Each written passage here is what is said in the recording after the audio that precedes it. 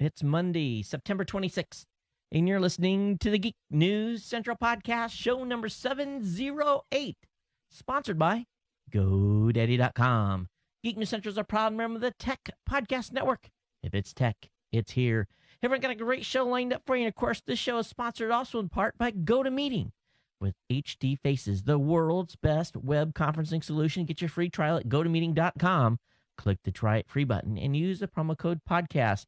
Did you guys hear my biggest gaffe ever on show 707? We'll talk about that here in a few moments. Strap in. Here it comes. All right, people, I need a go, no-go for the Geek News Central podcast. Digital archive recorders. We're go fly. Microphones. We're go fly. Video feed. Go. Web browser. Go. RSS data stream aggregator. Go fly. Interflux Toddism suppressor. All right, I'm confused. Host readiness check. Welcome to the show. Welcome to the show. The Geek News Central podcast is a proud member of the Tech Podcast Network. If it's tech, it's here. All right, ladies and gentlemen, we are ready to go. Cue Todd in 5, Button, who's got the button? 4, There's no cause for alarm. 3, Everybody hold on to something. 2, Just press the button. 1. Aloha and welcome to the Geek News Central podcast, coming to you as live as it can be from the beautiful state of Hawaii via the Geek News Central studio overlooking Honolulu. Hey everyone, welcome to the show. My name is Todd Cochran, and I want to encourage you to drop by geeknewscentral.com and check out all our great content. Our great content writers, all of our bloggers over there are doing a great job putting up a lot of time-specific content and a lot of issues of the day. Some of these issues we're going to talk about later in the show, but make sure you get over to the website, and when you do, get subscribed to the RSS feed over there. That's really the best way to stay abreast of what's going on. Of course, you can find that information out via the second column of the website. You'll find the blog RSS feed, the audio podcast, video podcast, morning tech show, the Gadget Professor, Robot Underpants. Matter of fact, we got an update about Robot Underpants. We'll talk about that a little later here in the show. And, of course, the Chrome show. And I'm being told from Samsung my Chromebook is on its way back. So that show will be resuming as soon as the Chromebook arrives here in Hawaii. But got a lot to share with you on the website. Of course, subscribing to the newsletter, you find that link at the top of the webpage. Will get you the show notes delivered directly to your inbox. And what do those show notes look like? Well, they look just like what a normal blog posting is for the show. Tells you the title of the show, gives you all the information. Of course, has all of the links to all of the articles that I cover. So that way you can stay abreast while you're listening or watching the show. You can follow along. Or if you don't have time, just go through and review the links that I've done there. I went through and culled the best stories of the last couple of days, and primarily the stuff that's popped today for you. Of course, this show is produced every Monday and Thursday night live. It's released every Tuesday and Friday morning.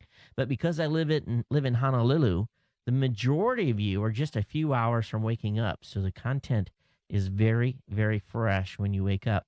You can always reach out to the show as well. You can reach me at Geek News on Twitter. Of course, if you want to email me, you can email me at geeknews@gmail.com, or you can call the voicemail hotline at 619-342-7365. You can watch us live on the Roku, or live as it can be, on the Roku and Boxee, and also on the Samsung Smart TV app, Looky TV, and a variety of other devices. So definitely check us out there if you want to watch this show. And in the comfort of your living room, kick back in your lazy boy with a bowl of popcorn or your laptop on your lap and enjoy the tech show. And we hope that you'll stay subscribed. And thanks for being part of the family here. Of course, all of you that are longtime listeners of the show, and actually really anyone that joins the show from day one, you're part of the Ohana here. And of course, Ohana is a very, I guess for a better, I don't like to use the word sacred because I don't think the Hawaiians consider it a sacred word, but they do consider it a very deep spiritual word, and it's basically family, meaning family, and it's, family is important to us in English and or Ohana being Hawaiian as well. So, of course, here from the studios, it's a beautiful evening, but a little bit muggy here. I know you guys are feeling bad for me. It's starting to cool off in some parts of the country, but we're still a steaming 85 degrees here like usual. Beautiful, absolutely been beautiful the past couple of weeks here, and as usual. But I want to encourage you as well. I've been putting some stuff in the actual show notes that essentially gets you access to our Ohana store. And our Ohana store really has everything that you're going to need to support the show from a clothing standpoint. We've got T-shirts, sweatshirts. We've got stuff for the ladies. We have mugs. We've got coffee cups. We've got ball caps. We've got water bottles. These water bottles are really cool because don't use plastic anymore. Don't buy your case of water. Use a water bottle and refill it. And, if you've got a filter on your tap, that's a great way to do that and saves the environment. And, of course, you can support the show at the same time. Coffee cups as well. You name it. We got a variety of designs, polo shirts. So definitely check it out at cafepress.com/Ohana store. Thanks for Sam out in Albuquerque for taking care of the Ohana store for us. And that's where you can get all your great GNC wear. Okay, let me go through this list here. Yep, we've covered that, and we're good. Of course, we want to take care of a little sponsor business as well. And I want to thank GoDaddy for being a longtime sponsor here at Geek News Central. And really, GoDaddy takes care of us so well that I'm able to pay my light bill, be able to feed my family, makes this show is able to do what we do because of great sponsors like GoDaddy. And we know that all of you support them. I want to thank you for your continued support, your renewals, your new purchases, turning people onto the products and services, sharing our promo codes where applicable. And really, that's all it's all about. And, we're coming here, and, it's starting to cool off in some parts of the country. It's still plenty warm in most places. But as you're rolling into the fall months and when you want to start coming inside a little more than being outside, why don't you consider picking up a hosting account and then starting your own website, starting your own .com, starting your own podcast, whatever it may be. And they got great plans starting at $5.99 a month and all the way up to $14.99 a month. Their ultimate 4GH plan, and what basically 4GH stands for is fourth generation hosting. And this is basically the best in really cloud computing. And you get unlimited websites. You get 1,000 email accounts. Why would you need that many? I would never know. Unlimited MySQL databases, 1 gig each. And to give you an idea, the Geek News Central website here, I've got 10,000 written blog posts on GNC. And my MySQL database is still like 100 megs or something like that, with over 10,000 articles in the database, or close to 10,000. Plus, you get $100 in Google ad credits, $100 in Bing, Yahoo ad credits, and you get $50 in Facebook ad credits, plus free premium DNS. And if you use my promo code TOD20, again, if you use that promo code TOD20, when you go over to the website, you're going to save yourself a huge amount of money. You're going to save yourself 20% on that purchase alone. And all you got to do to find that code is go over to geeknewscentral.com/GoDaddy. Geek 5 will save you 15% on any order $20 or more. Todd will save you 10% on non-domain orders. ComSale and ComSale 2, those are pretty cool codes, and only I have them. You get basically $7.99 .com renewals, $7.49 on new .com domains. Geek will get you $5 off any order of $30 or more. Aloha, which seems to be the hot one right now, get $20 off any order $75 or more. Again, geeknewscentral.com/GoDaddy for that link. And we want to thank GoDaddy for being a sponsor here at Geek News Central. Going on, really, we're starting, we're over 6 years at this point. So we want to thank them for being a longtime sponsor here. I want to talk just a little bit. Some of you received show number 707 immediately as soon as it was published. And you emailed me in the morning, and I got all kinds of emails. A knucklehead, you screwed up, you bonehead, you blew it. And I'm going to tell you, for those of you that didn't hear it, because I went in and edited the file, hey, you guys know I never edit. I edited the audio and video file. I had a great rant. I mean, it was classic, 7 minutes in length. I mean, I was just besides myself. But guess what I did? I got the story completely wrong, and I got two people completely flipped over. Now, HP announced their new CEO, and immediately in my head, for some reason, I thought that Meg Whitman, who is the new HP CEO, For some reason, I thought she was the gal that had just left Yahoo. Of course, that was not the case. Carol Bartz was the gal that just got fired from Yahoo. So I'm ranting about how HP could be so stupid as to hire this fired CEO from Yahoo, and just going on, and I'm going, right over the top of my head. And I have no idea how I got that screwed up so bad and where my brain was at. But I think immediately I saw, okay, fire Yahoo, HP considering this person. And Meg Whitman is not at all in comparison to Carol Bartz. So, okay, I blew it. And it was probably one of the bigger gaps in 707 shows. But, I had to remove it because it was such a big bonehead mistake. But I wanted to share with you guys here and tell you about it. All I can say is it is what it is. And all I can do is promise to do better. But I woke up and immediately I had probably this many in my email inbox, probably 20 or 25 emails from all of you that had downloaded the show immediately saying, hey, stupid, you got it wrong. I got on Google Plus. There was messages over there. I already had the video published. It was, YouTube video was up, everything. So anyway, those of you who got to listen to it, maybe it went right over your head, because because I was going on this tangent, you went along with me and didn't realize as well. But if you listened to it and shook your head, just understand you. Thanks for calling me out. I appreciate it. Hey, just a little update. Moving to a new topic here. A little update. Langley, our host of Robot Underpants, he sent me an email this morning basically saying that he basically had given it his best college try and the show production was taking too long and a number of other minor issues. So Langley has basically, I guess for a better word, pod faded. So Robot Underpants, we got through how many episodes? We were up on episode number 20. And this is, pretty typical. And I want to congratulate Langley for giving it a college try here. But we know that doing content is really tough. And that typically I've said for a number of years that if a content creator makes it to show 7, they'll usually make it to show 20. And then really it's after that is anybody's business until they get above 30 or 35. Well, Langley kind of found that spot where basically for him it didn't make sense to go forward. So I've talked to Langley, and he's going to allow me to continue to use the Robot Underpants name, hosted at Geek News Central.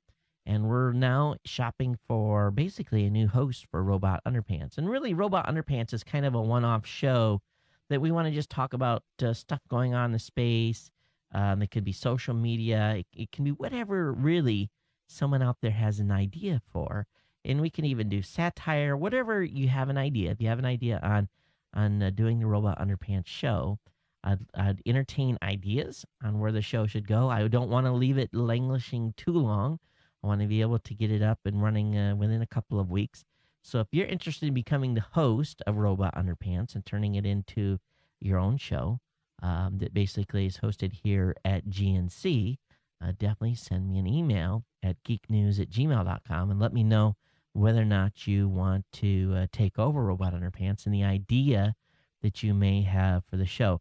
So I got to talk to Langley a little bit about if we can keep the intro and some other stuff, and we can even change it up. So anyway, it can become a facelift.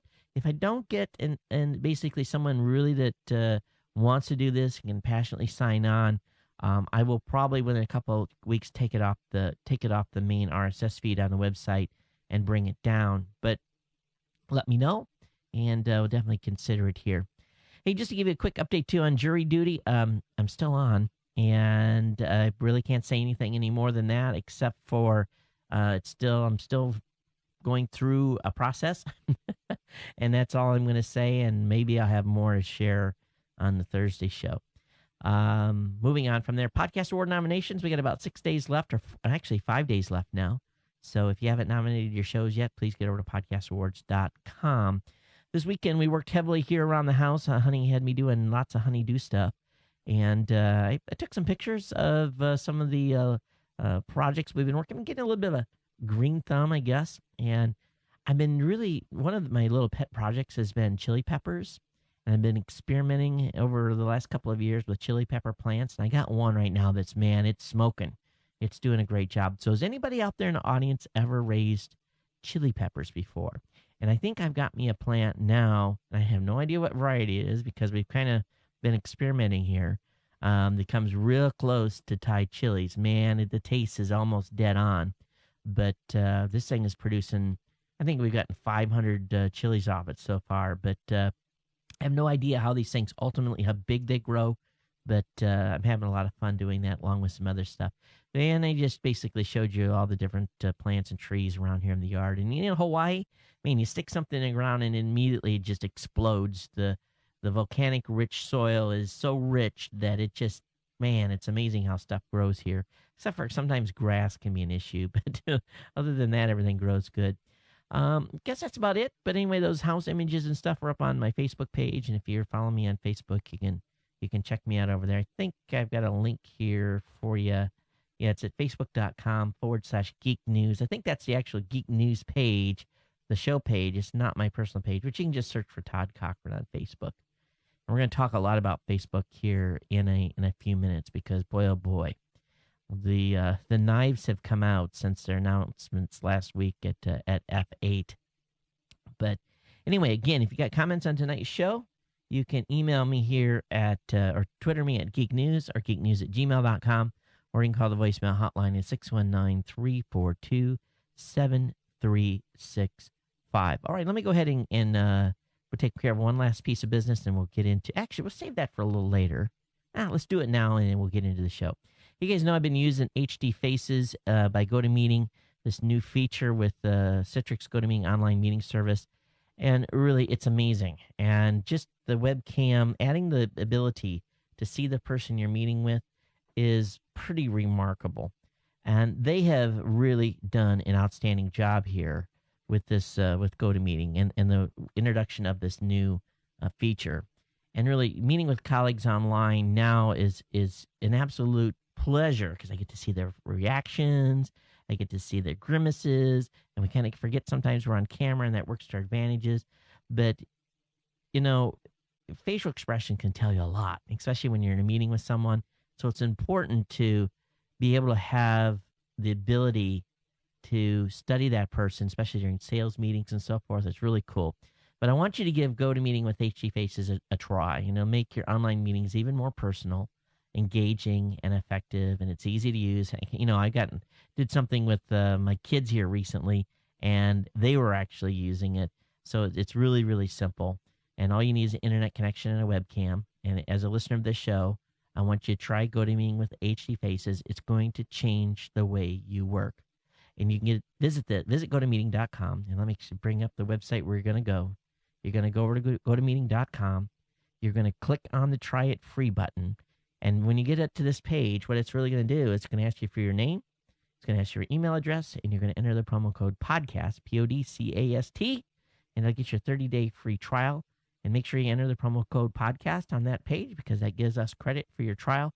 Give it a try. We're coming down here to the end of the quarter, and we would appreciate your support and helps us keep sponsors like GoToMeeting on board. And if you've used the product, tried it, and you like it, it's being productive for you, make sure you continue on. And really, it's very inexpensive to use. And it'll save you a lot of money. You don't have to go get in your car on an airplane or something like that. It really is effective. Okay, let me go ahead here. And thanks, GoToMeeting. And again, we'll bounce into the regular content tonight. And I got a stack of stuff. And the first article up is one by John C. Dvorak. And I am not at all familiar with what's going on with this, and I was a little bit surprised to see it. It's called the Computer Fraud and Abuse Act. And, of course, the Computer Fraud and Abuse Act has been around since 1986. It's been around a while. But apparently every year this act has been, for a better word, kind of enhanced from time to time. Now, I'm going to take this right off his website. He says, imagine that President Obama could order the arrest of anyone who broke a promise on the internet. You can be jailed for lying about your age, weight on an internet dating site, or you could be sent to federal prison if your boss told you to work, but you used the company's computer to check sports scores online. Now, this seems pretty radical in what he just says here, and I'm sure this is, a little bit of a stretching the truth. But he said that Congress is now poised to grant the administration wishes in the name of cybersecurity. The Computer Fraud and Abuse Act, enacted in 1986 to punish computer hacking. Essentially, Congress has brought in the law every few years, and today it extends far beyond hacking. The law now criminalizes computer use that exceeds authorized access to any computer. Today, that violation is a misdemeanor, but the Senate Judiciary Committee is set to meet this morning to vote on making it a felony.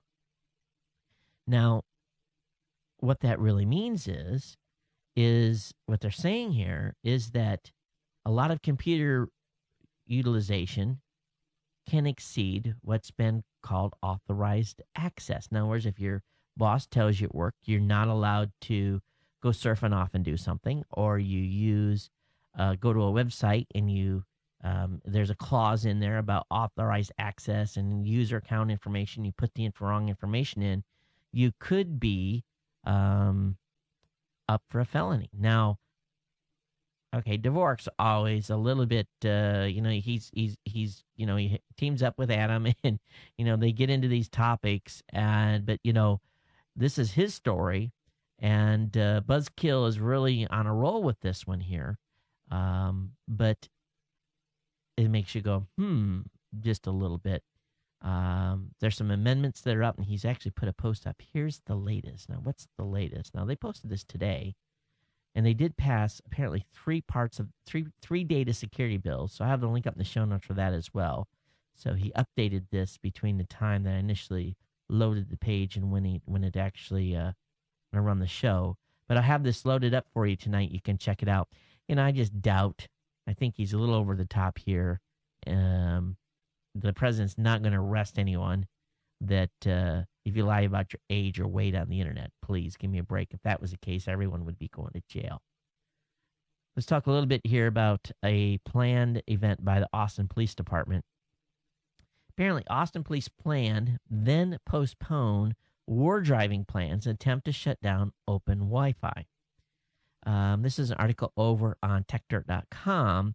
Apparently, the Austin Police Department was planning a war drive looking for open Wi-Fi networks with the plan to try to find the owners and tell them to lock up their Wi-Fi. Now, here's the question. It's not illegal to have an open Wi-Fi connection. Now, it's probably not advisable, but it's not illegal. It's perfectly legal to do so. One can tell you to lock up your Wi-Fi. At least, I don't think there's any ordinances in the United States that requires you to do that. If someone knows of one, please tell me. But, so should the police really be going around and telling people to lock up their Wi-Fi? Now, they canceled this for some reason. Now, I don't know if it was because they were asked questions or if someone thought, maybe this is not such a good idea. So time will tell on this. But Austin's a pretty progressive city when it comes to technology. So this strikes me as a little odd. And knowing how Texas homeowners are, the police better come to the door in their uniform because a lot of people are packing heat in Texas, and you don't tell someone in Texas to tell them what to do on their own private property. It doesn't go over too well.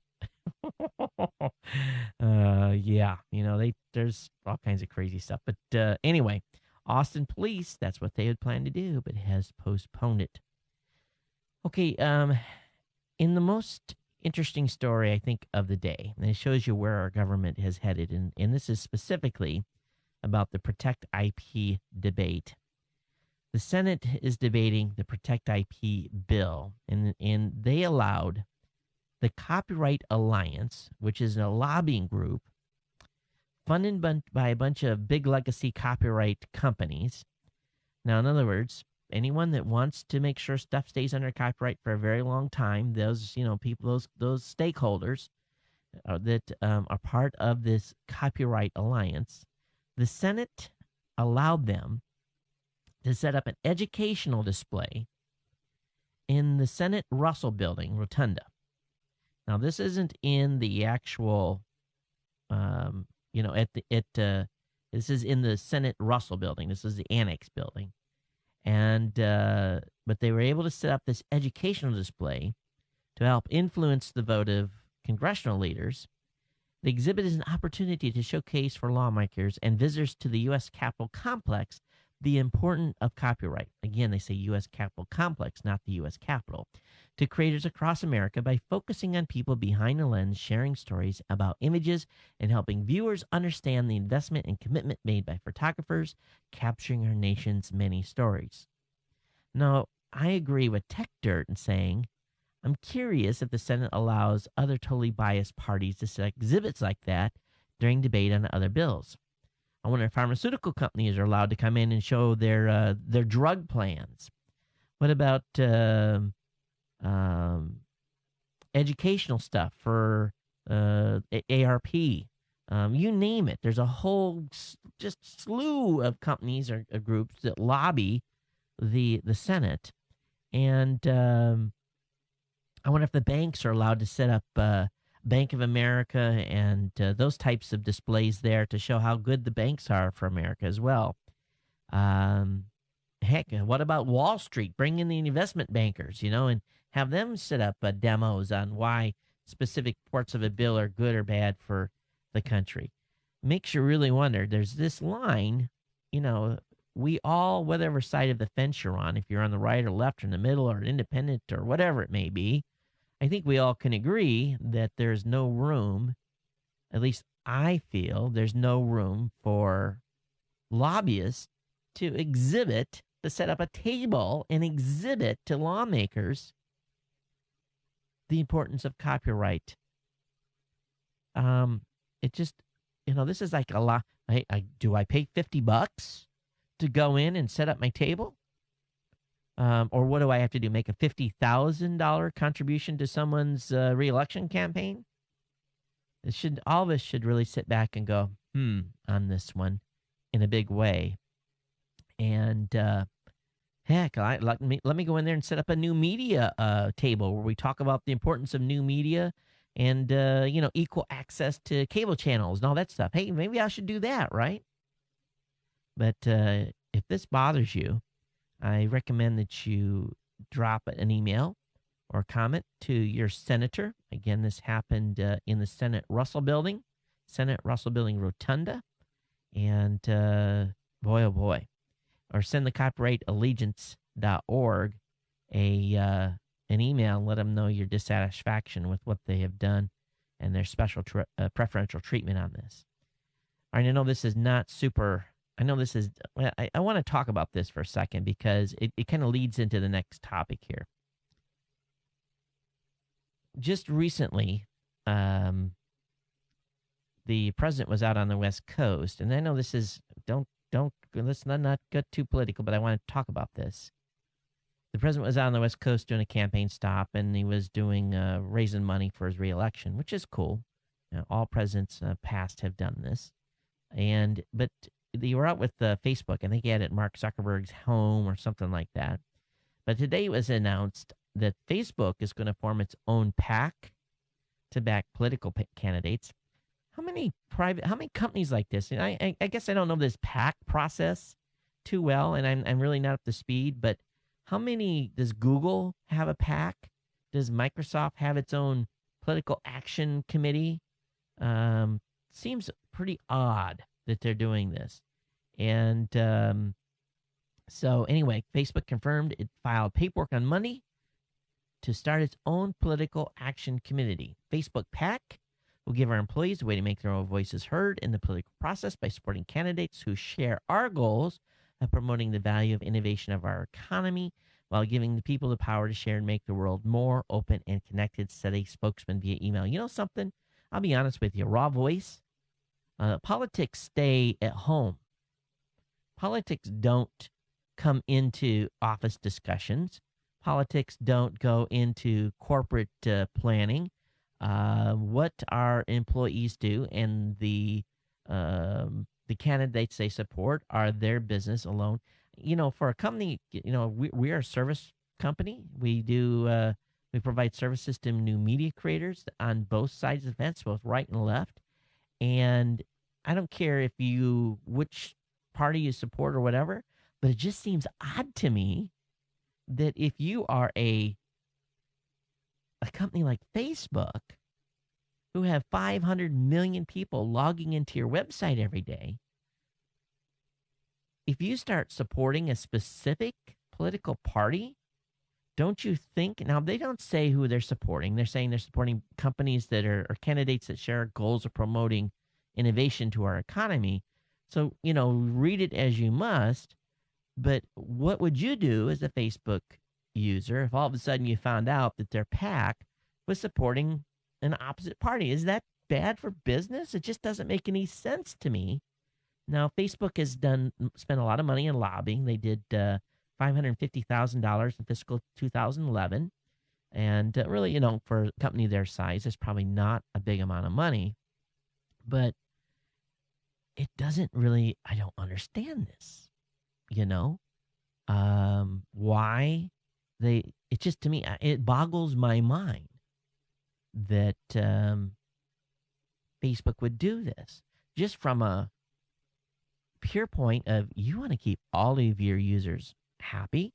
You don't want to be out there saying, I support candidate X. Do you? Do you really want that? And now if you support that candidate, maybe. But I don't get it. Now, whether they support Republicans or Democrats, it doesn't matter. Whoever you support, you are going to literally piss off 50% of the other people or make people go, So it just seems odd to me. Do you guys think this is odd?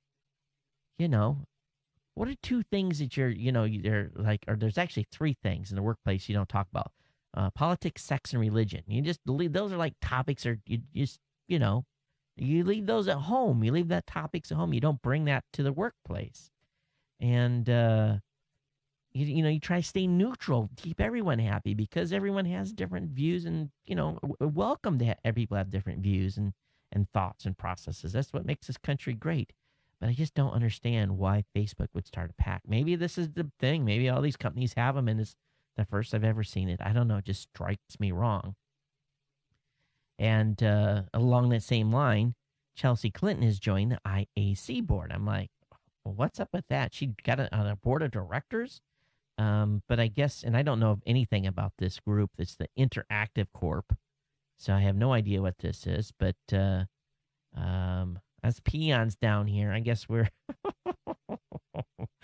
very interesting. But Chelsea Clinton was joined the IEC board, whatever they do. I don't know. All right, let's move away from this topic. It's inflammatory. You'll all get pissed off. All right, DirecTV admits almost no one wants to pay $30 to watch movies at home. You remember DirecTV had introduced where you could watch Zero Day. In other words, as soon as the movie came out in the movie theaters, it's available on DirecTV. And almost no one was willing to pay the $30 price to watch it at home. And there's been very little uptake, and flat out admits the price is too high, and not to be surprised. So we don't know if they're going to rework this, but the studios forced this price upon DirecTV because they are afraid of destroying what business is left for the movie theaters. If you're going to take 4 or 5 kids to the movies, $30 is pretty cheap.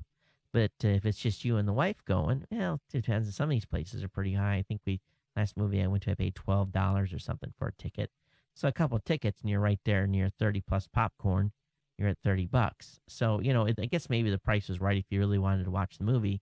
But I don't have DirecTV. And I think if I saw $30 on the pay-per-view button And my wife was looking at me. She'd say, we can wait 2 months or whatever it is for the video to come out.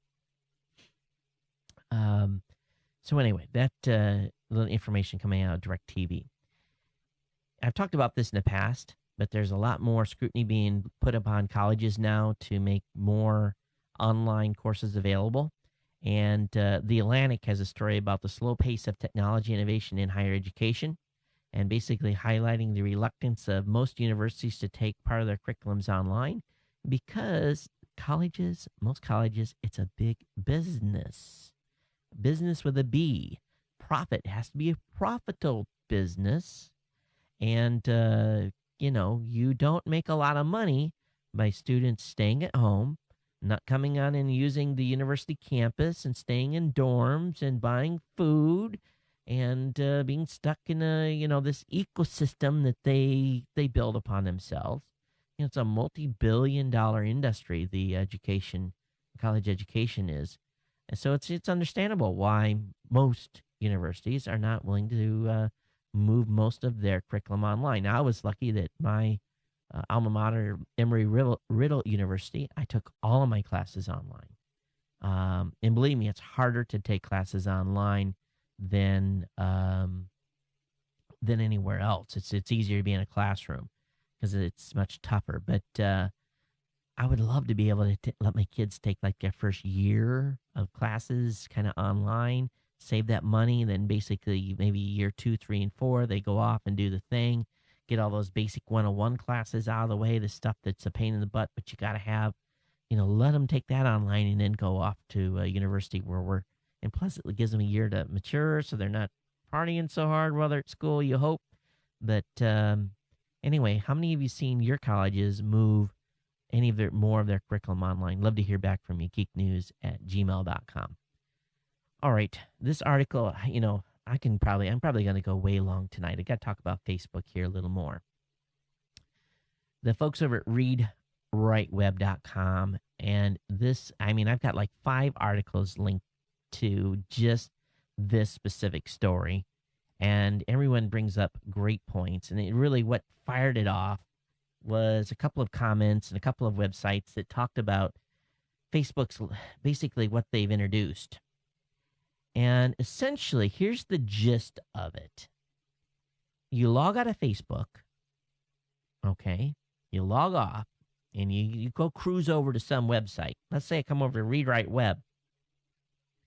If they have their app stuff implemented correctly on their website, and I opted in with the app for Read Write Web, just as soon as I get to the web page and I read this article on the web page, it sends a post, even though I'm not logged in, it sends a post back to Facebook saying, hey, Todd's reading this article about reading in Facebook.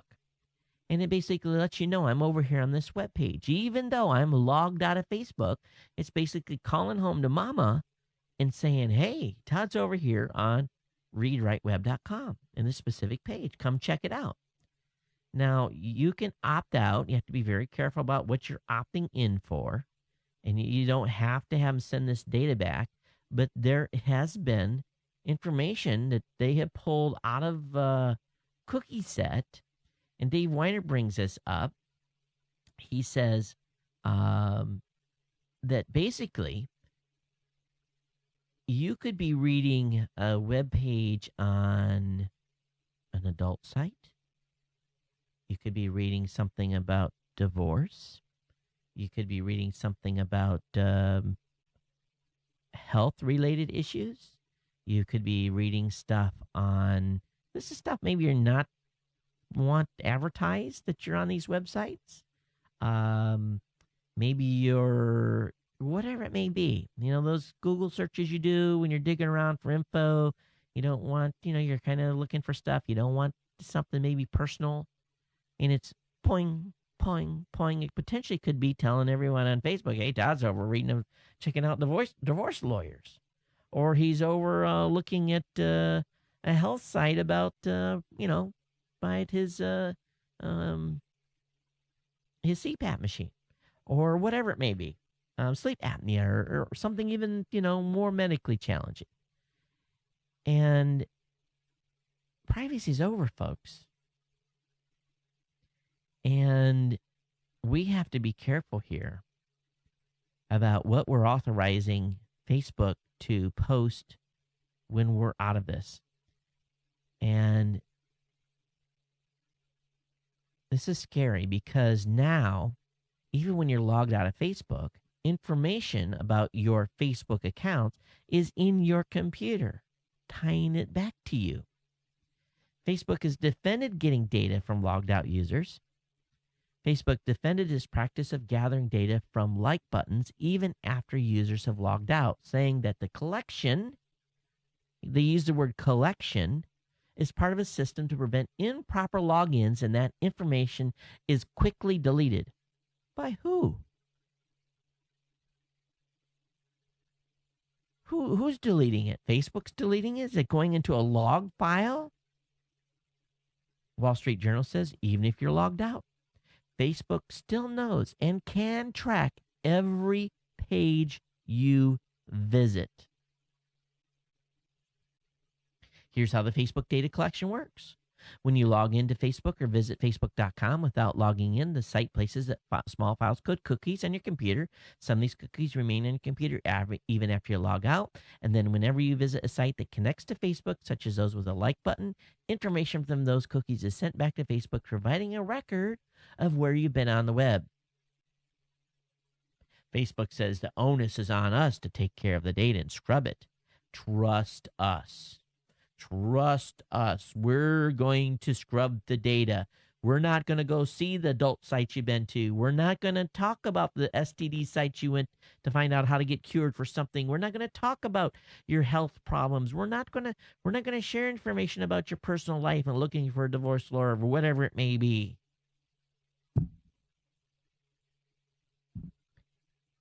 Something has to give.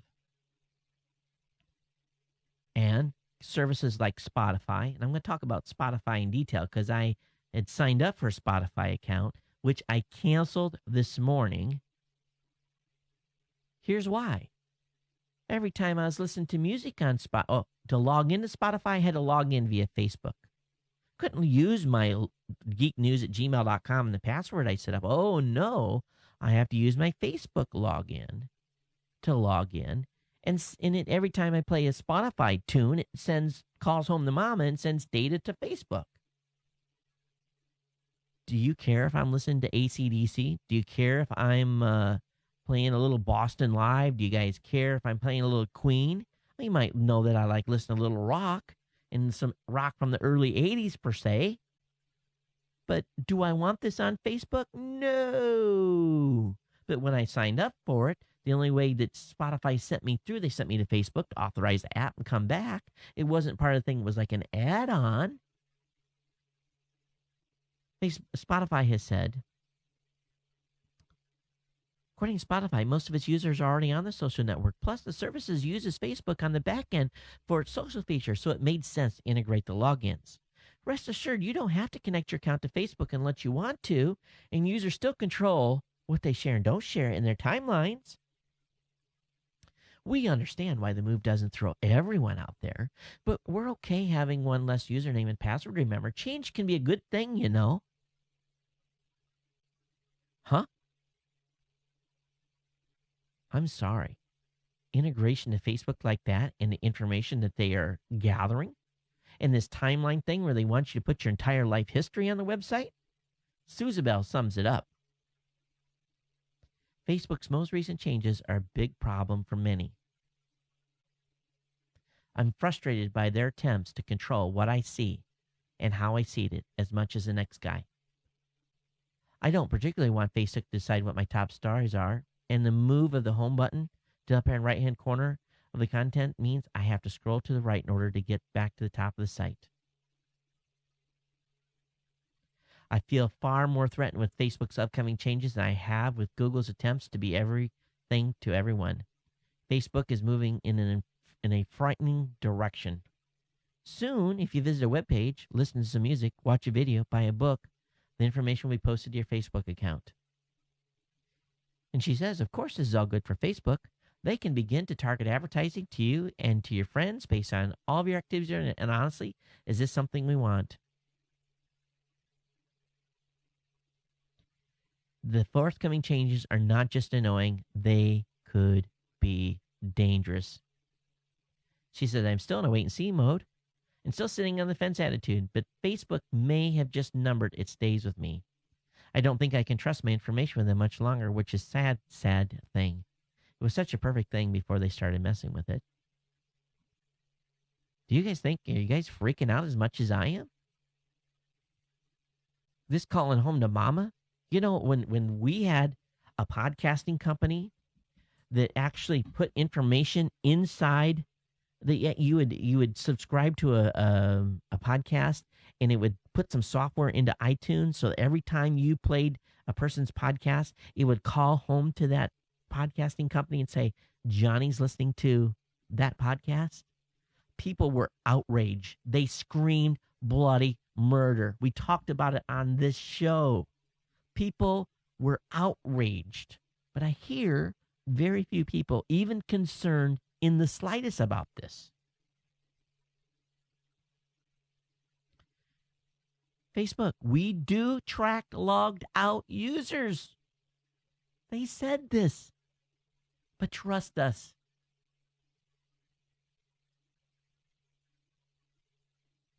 Wow. Wow, wow, wow, wow, wow, wow, wow. Please tell me I'm off the chart here. I really want someone tell me I'm wrong. Please tell me, excuse me, that this is a bad dream. Here I've got 1, 2, 3, 4, 5, 6 stories on this. 7 stories tonight just on this. You don't think people are worried? geeknews@gmail.com. 619-342-7365. Speak out. I want to hear from you. I really do on this. Call in. Tell me what you think. Email me. Tell me if I'm crazy. Tell me if you're worried. Just imagine the embarrassment. You go over to adult website. You check something out. And all of a sudden it's posted on your Facebook page. You go to a medical site, you're looking for information, and it calls home to mama and tells you you're over there looking at some medical information. Wow. Wow, wow, wow, wow, wow. All right, I'm going to switch gears here, and I'm going to go into a little more happy mode. Sprint has said they're going to keep unlimited data plans. And I don't completely understand your last show. We were talking about them limiting data plans. But if you get any fears about the carrier getting rid of unlimited data plans, you've got nothing to worry about. At least that's what Sprint's Chief Technology Officer Stephen Bai said when he addressed the crowd at GigaOM's Mobile Life Conference at San Francisco today. According to Stephen Bai, there's a price to pay in order to support unlimited data plans, but not every unlimited subscriber uses as much data as the next guy. He also emphasized about the simplicity of supporting unlimited data plans, not to mention there won't be any hidden costs that customers will deal with when using tiered data plans. Sprint engineers are working under pressure to get the cost structure down in order for the carrier to keep its unlimited data plans around. So let's see if they can keep this strategy. And I would be willing to pay more, Sprint, for my data plan to be unlimited. But I have noticed you were slowing down on the EVDO front, especially 3G's been slowing down. I got a very serious article here about SSL certificates. We talked about in the last show. There is some security issues with SSL certificates, and specifically what type of encryption you're using. There is a hack out. This is going to make for major news for weeks to come as companies update it. Both Google, Microsoft, and Sprint. Google, Microsoft, and Firefox have said that they have issues. They have concerns. And an advisory was issued by Microsoft as well. And Google is basically making a move here to tell people to implement an RC4 cipher. And Windows is putting together a patch. Mozilla is made available a public 3-month discussion about the vulnerability and the best way to fix it without breaking huge numbers of websites. And the exploit isn't easy to pull off, but believe me, all the Russians and all the hackers out there, they're trying to exploit people for money. This is not going to be hard for them to implement. So there's going to have to be a lot of people making some quick moves to get their websites more secure. Google Plus traffic went up 1,269% last week when they opened it up to everyone.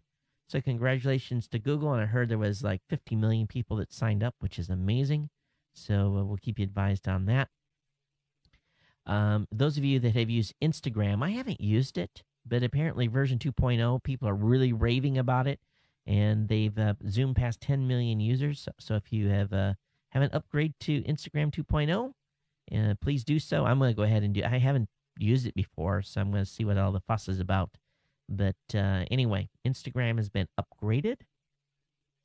That was an article over on TechCrunch. Of course, GigaOM had their big mobile conference, and boy, lots and lots of great content out of GigaOM today. So this is just a great day, or today was a great day just to read the GigaOM website, and I encourage you to go over there. Just tons and tons and tons of stuff here. And what do we got to slow down here? Let me talk just a little bit about some articles that they post up. They talked about the carrier's voice gravy train is over and how basically everything is moving to, oh, this is not good. Did Chrome just crash? Yeah, yes it did. Okay, so the program is going to be terminated. Good. Oh boy. Okay, I think I can recover here. Let me see here. Let me close you. And yes, I'm still going to be able to run this. Just no, there's not going to be any flash. Gosh, come on, Chrome. Don't do this to me. And if I close the browser, then we got to wait for it to completely load. So I'm not going to do that, or we can live without flash to the end of the show. So anyway, basically, they're saying that this is voice business for the mobile networks is similar to owning a record store, because with Apple and Microsoft and all these other companies coming out with voice over IP type solutions and alternate applications, that at some point here in the near future, basically what's going to happen is that voice as we know it is going to really change, and we may not be calling on our phones anymore, and texting can be changing as well.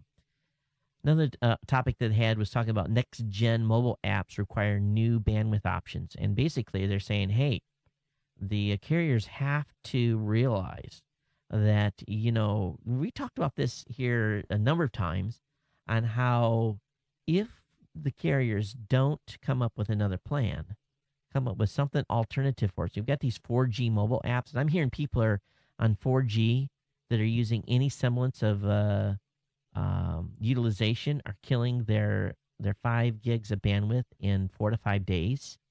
And that people are becoming very frustrated with their 4G connection. They give people all this bandwidth. They have this nice speed to utilize. They're watching videos and movies and streaming stuff. And guess what?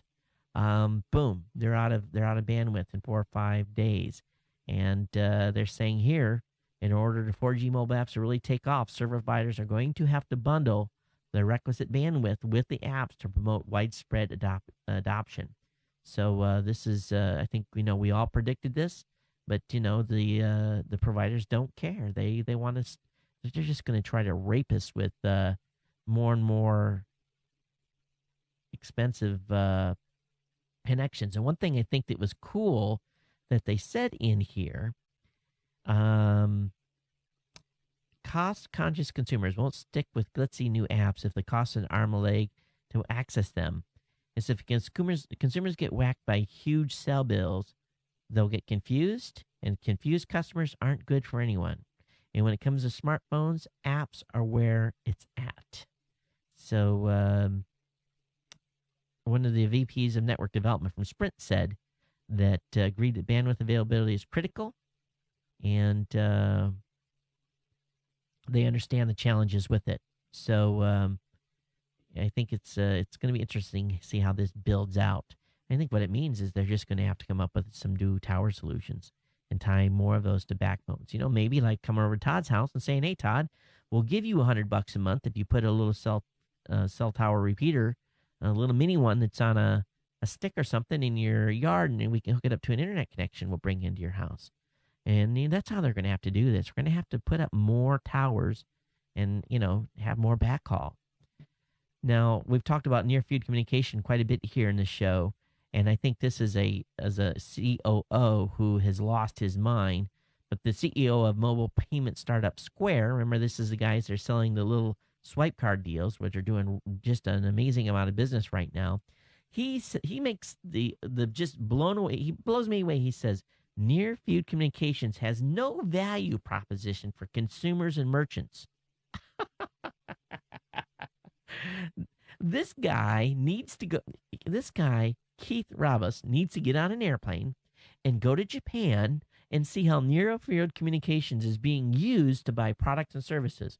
You can go to a Coke machine, put your phone up against it and get a Coke. You can go to a beer machine, put your phone up against it and get a beer. Yes, they still have cigarette machines in Japan. You can go to a cigarette machine in Japan, put your phone up to it, and get a pack of cigarettes. You can go to the convenience store and buy, like a 7-Eleven style type thing. Buy some groceries and put your phone up against it and pay for it with your phone, not with a credit card. And this is no added value for consumers? Is he crazy? He questions how useful the tech will be to consumers and business. Oh, man. A PR guy to the end.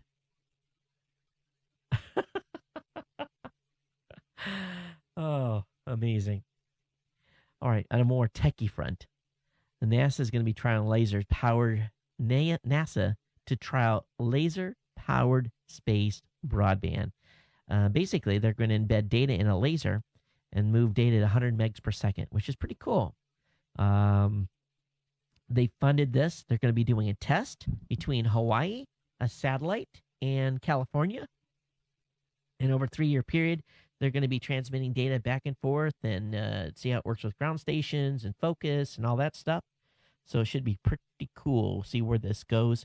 And who knows? We'll be able to send data back from Mars via laser. Makes sense. The question is, how powerful of a laser do you need to basically call home to mama from Mars? I would think a pretty powerful one. And what would be the power requirements on that? If you're going to be flying a remote control helicopter, you better know how to fly it, especially if you're going to be attempting to smuggle cell phones into a prison. Apparently in Thailand, about how much money was it? 3 million Thai baht. So you divide 3 million baht by 40. That gives you the dollar amount. About, let's see, what would that be? About around 300, I guess $320,000. No. Excuse me, because that would be 10. So divide that. Yeah. So basically a huge amount of, huge number of cell phones, SIM cards, all kinds of stuff. They tried to helicopter it in with a remote control helicopter, but they crashed. So obviously the prison authorities were able to recover this. So if you're going to have someone do some smuggling, make sure they've actually got some on-time experience with the remote controlled helicopter. I was going to show you this cool video, this new stealth cruise missile that Norway is buying. I think they are buying it from the United States, and but they got a pretty cool video here, and I'll link it up in the show notes for those of you who want to check it out. I don't know why they released this. I guess it's part of a publicity thing, but anyway, it's a joint thing with the United States and Norway. I have the link up in the show notes. Also, Apple has been denied their multi-touch trademark. This is good. So you know how when you squeeze something on the iPad or on the iPhone or on the iTouch, how that changes the screen? But they've denied Apple the multi-touch trademark. I don't know if it means someone else holds the trademark already, and but that's good. It's nice to see patents denied from time to time. It keeps the litigation down. For those of you who aren't following the website, Michael Arrington is back at uncrunched.com. Yes, no longer techcrunch.com, but uncrunched.com. So pretty hilarious that he was able to obtain that. But he's going to be writing about what he used to write about at TechCrunch, but on a non-paid basis. Susan Bell has a great article about a municipal broadband fight in Longmont, Colorado. And I'm not going to go into too much details here, but she's basically in the middle of a battle zone where the local municipality there wants to bring in internet to the city. And basically the Comcast of the world are trying to stop it from happening. And they had a ballot initiative a couple of years ago that was defeated when Comcast basically spent about $250,000 to campaign against the municipal broadband. So we're hoping that if you guys live in Colorado or live close to Longmont or have relatives in Longmont, that you'll be telling them to vote for the initiative so that the local municipality can bring you in cheaper broadband internet, okay? And believe me, the ones I've seen have always been cheaper and caused competition with the local Comcasts of the world. We talked about OnStar, basically tracking people even though their subscriptions had canceled if they did not opt out. But Senator Chuck Schumer has blasted OnStar for this brazen privacy violation. He's called on the FTC to investigate. So this is a good call by the senator. And hopefully the FTC will come out and say, hey, OnStar, you can't do that. You're going to have to let people opt in versus opt out. Google today announced from the making available the Dead Sea Scrolls online. And basically, it's taken 24 centuries and the work of archaeologists, scholars, and historians, and in conjunction with Google. So now today, you can go on and review the Dead Sea Scrolls, and it's basically it was a project cooperation between the Israel Museum in Jerusalem and Google, and you basically can take the scripts and you can highlight it, and it will actually translate it. And so this is pretty cool, how they're going to basically just highlight the area in the scroll that you want translated, and it tells you what chapter, which verse, and it gives you, obviously, as close as they can on an English translation. So very cool stuff here. So I know some of you will be very interested and want to go look at that. You know, this is huge because very few people have actually been able to look at these, let alone study them. So here we've got the ability now to see one of the greatest finds to be able to be reviewed by anyone. So this is very cool. And of course, this is the oldest. For those of you that are not familiar, the Dead Sea Scrolls include the oldest known biblical manuscripts in existence. And they were basically hidden in 11 caves in a Judean desert on the shores of the Dead Sea to protect them from the approaching Roman armies, and they weren't discovered until 1947. So very cool stuff. I have a link up in the show notes for you. T-Mobile, 90% of 2011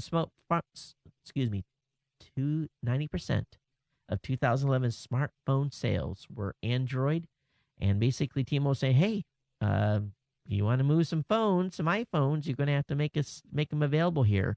But it doesn't appear that T-Mobile is going to get the iPhone next month. Only Sprint will. So we'll see where this leads us. But T-Mobile will be the only carrier left without the iPhone. Big carrier. All right, the Kindle Fire tablet is supposed to be on tap for a Wednesday release. Basically, an announcement. It's supposed to ship in November. Apparently, it's going to look and feel a lot like the RIM notebook. And the same company that built the RIM notebook apparently is building this one for Kindle. I'm hearing, though, that this may be a little bit underpowered. They weren't able to get the processor they wanted. They had to take one step down. So we'll see what the specs are on Wednesday. We'll talk about it on Thursday's show. But I'll be honest with you. If Amazon is able to make the Kindle available for around a $250 mark, and the bandwidth is included for buying stuff on Amazon, and they have some sort of an optional data plan that you can buy as you go, I think they'll have a winner on their times. We'll see. But apparently, as well, is related to this, the Barnes & Noble engineers are toiling away on their own Nook Color 2, and this could be coming at around the same time as the Amazon Kindle Fire. And Samsung Galaxy Tab 7.7 has hit the FCC. Of course, this is the same tablet that got shut down in Germany, so hopefully that makes the American market without any lawsuits. And Android in the last quarter, so basically powered 56% of smartphones sold. So you can tell there's a huge marketplace for the Android phones out there as well. In October, we're going to see a big meteorite showers. NASA and satellite owners a little bit concerned. This is kind of like an annual event that happens. If you get a chance when these meteorite showers happen, if you can find yourself a nice dark place, it's an amazing spectacle to watch. It really, really is. Got some cool pictures of Uranus, and these are 13 different pictures that were posted by the folks over at space.com. Boy, oh boy, I'm never going to get through everything tonight that I had for you.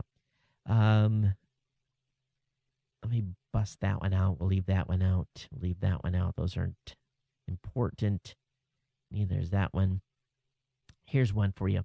98% of BitTorrent users in copyright shakedown filed in wrong jurisdiction. So you guys know that there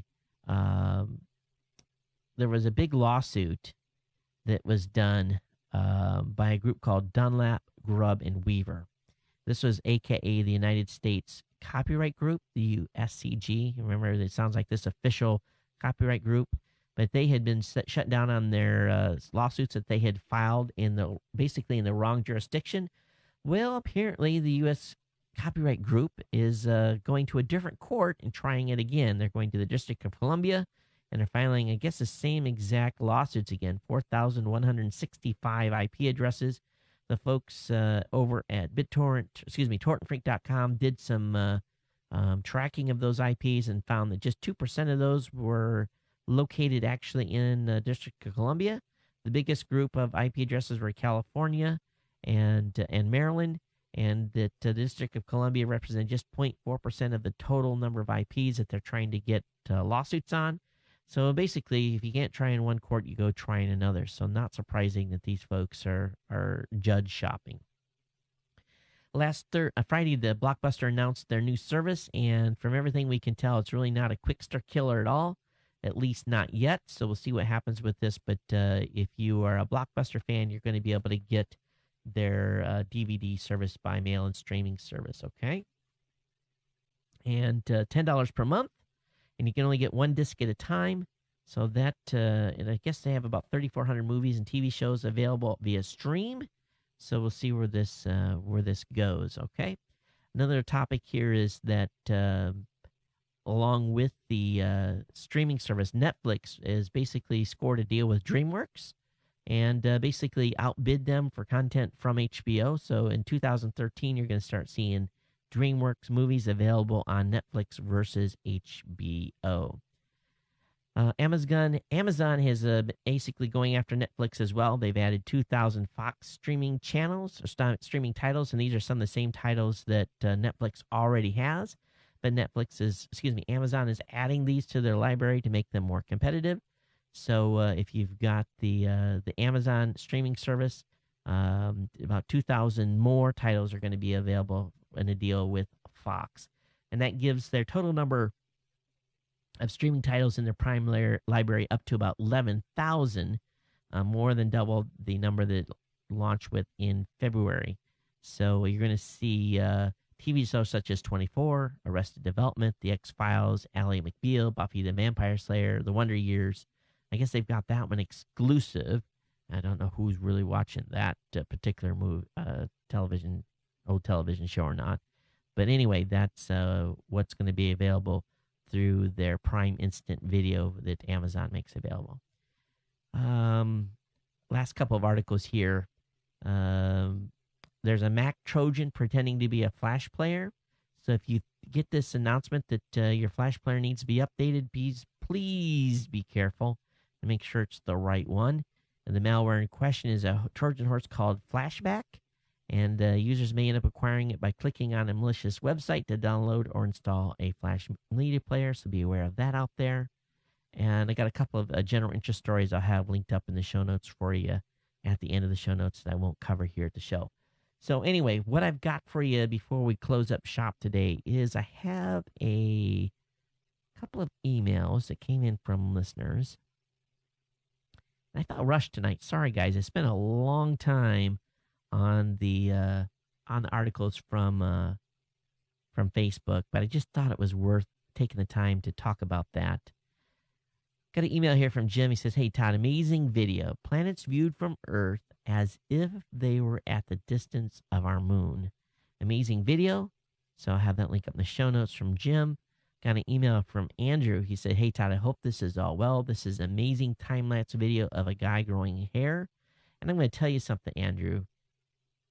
I watched the video, and did you know that was only 9 months worth of hair growth? Gosh, it must be great to be young and be able to grow hair that quick.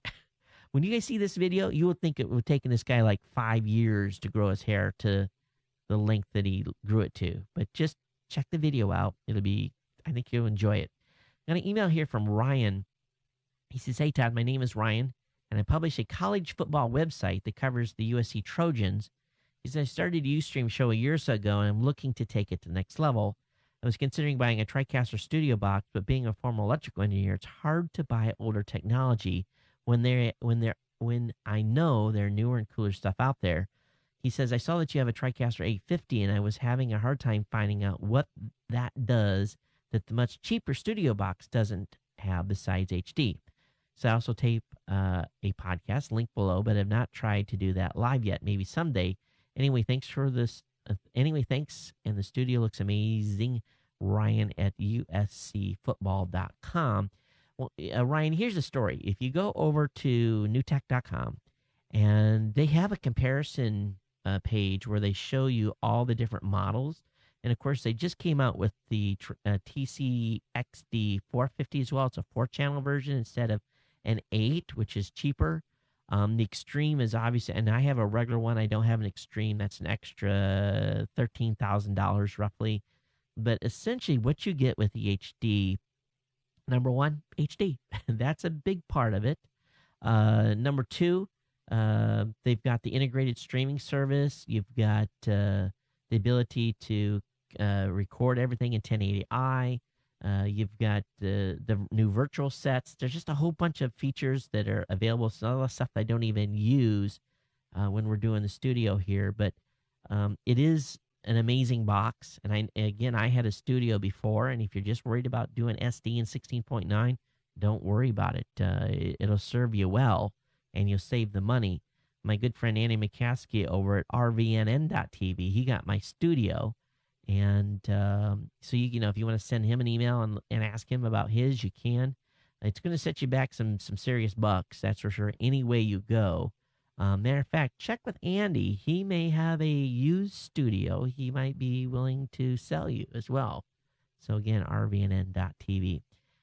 Okay, got an email here from, let's go look at the date on this. Make sure I'm not going back too far. Yeah, I got to go. Okay. So I got an email from Frank. He says, knowing your interest in science, I thought you might find this article from the Science 2.0 website interesting. He says, an excerpt from the article, and it's talking about the neutrinos. He says, actually, and this is about the neutrinos that were traveling faster than the speed of light, supposedly. He says, exactly the same holds true with the opera experiments. These folks must have made some systematic error in their measurement. We know space-time trigonometry all too well to believe anything else, and we're certainly not going to throw the whole machinery of space-time trigonometry out the window because of one single anomalous speed measurement. The opera paper submitted 2 days ago itself is very open, explicit on this point, and mentions that more work is required in order to investigate possible, still unknown systematic effects that could explain the observed anomaly. So I have that link up in the show notes. Thanks for that, Frank. That's a good one. I'm going to email here from Eric. I missed this on the last show. He said, I did a blog on subsidized Android tablets in Japan, and I have that link up in the show notes for that. And that's all we got for emails on the last show. No voicemails came in. And again, if you have comments on today's show, you can Twitter me at Geek News. Follow me on Google Plus. You can just put in there Todd Cochran. You'll find me. Or you can email me at geeknews@gmail.com. Of course, our voicemail hotline is open for your listener comments 24 hours a day, 7 days a week at area code 619-342-7365. So I want to thank everyone for being patient with me today, and thanks for letting me have a huge gaffe on the last show. We'll try not to do that again.